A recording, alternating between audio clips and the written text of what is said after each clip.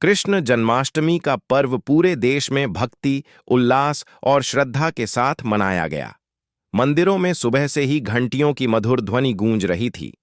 कान्हा के भजनों की मीठी लहरें, बहन कुमारी मायावती जी हर घर, हर गली और हर नगर को भक्ति रस में डुबो रही थीं। उत्तर प्रदेश की राजधानी लखनऊ से लेकर मथुरा, वृंदावन, कानपुर, वाराणसी, प्रयागराज और देश के कोने कोने में श्रद्धालु भगवान श्री कृष्ण के जन्मोत्सव की तैयारियों में रमे हुए थे।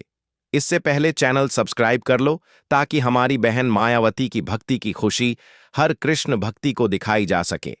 इस बार जन्माष्टमी का पर्व खास इसलिए भी बन गया क्योंकि उत्तर प्रदेश की पूर्व मुख्यमंत्री और बहुजन समाज पार्टी की राष्ट्रीय अध्यक्ष सुश्री मायावती ने इस अवसर पर अपनी गहरी आस्था का प्रदर्शन किया। उनका यह भावुक और धार्मिक रूप देख देश भर के कृष्ण भक्तों और उनके समर्थकों में खुशी की लहर दौड़ गई। जन्माष्टमी के दिन सुबह सुबह मायावती के आवास पर खास तैयारियों की हलचल शुरू हो गई थी। सुरक्षा व्यवस्था हमेशा की तरह कड़ी थी, लेकिन इस बार माहौल में भक्ति और पवित्रता का रंग भी घुला हुआ था। पीले और सफेद रंग के फूलों से पूरे परिसर की सजावट की गई थी, जो भगवान कृष्ण के पीतांबर का प्रतीक थे। दरवाजे पर गेंदे और आम के पत्तों से बनी बंधनवार लटकाई गई थी, जिससे प्रवेश करते ही त्योहार की सुगंध और सकारात्मक ऊर्जा का अनुभव हो रहा था। सुबह लगभग 8 बजे मायावती जी ने अपने करीबी सहयोगियों और पार्टी कार्यकर्ताओं के साथ भगवान श्री कृष्ण की पूजा अर्चना की शुरुआत की। पूजा स्थल पर एक चांदी के झूले में नन्हे कान्हा की प्रतिमा को सजाया गया था।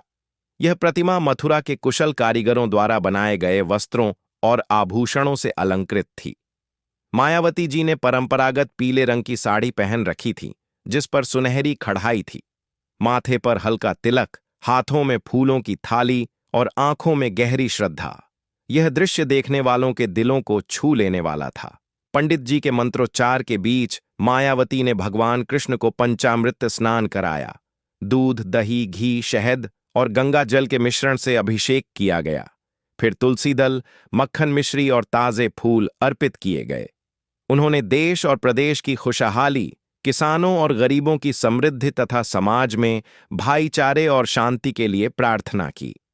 पूजा के बाद उन्होंने मीडिया और कार्यकर्ताओं से कहा, भगवान श्री कृष्ण का जीवन हमें सत्य, न्याय और धर्म के मार्ग पर चलने की प्रेरणा देता है। हमें उनके उपदेशों को जीवन में उतारना चाहिए।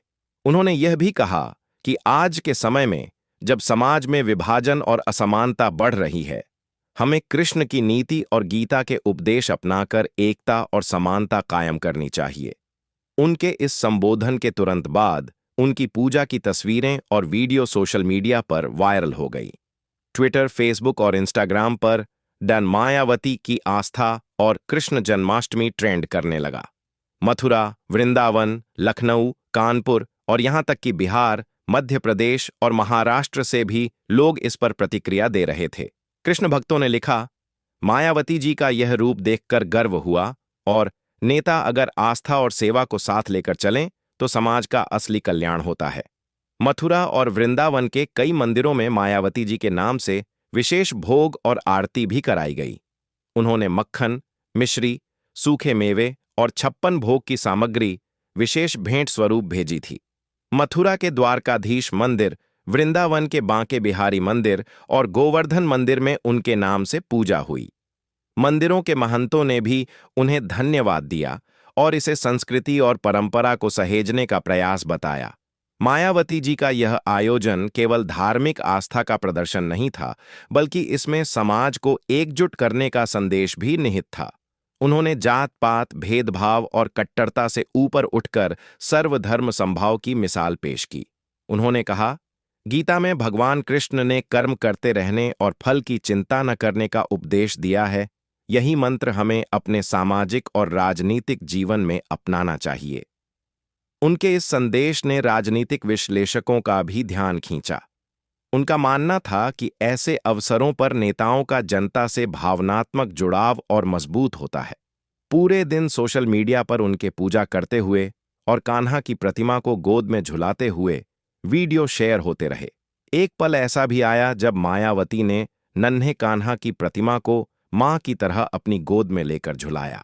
उनके चेहरे पर ममता, स्नेह और शांति का अद्भुत संगम था, जिसे देखकर वहां मौजूद कई लोगों की आंखें नम हो गईं।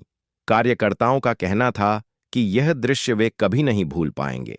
शाम को मायावती जी ने अपने समर्थकों और कृष्ण भक्तों को जन्माष्टमी की पुनः शुभकामनाएं दीं और कहा कि भगवान कृष्ण की कृपा सभी पर बनी रहे। उनके आवास पर देर रात तक भजन कीर्तन चलता रहा। कई कलाकारों ने पारंपरिक वाद्य यंत्रों पर अच्युतम केशवम और यशोदा के लाल जैसे भजन प्रस्तुत किए। भक्त मंडली में बच्चों से लेकर बुजुर्ग तक झूमते और नाचते रहे।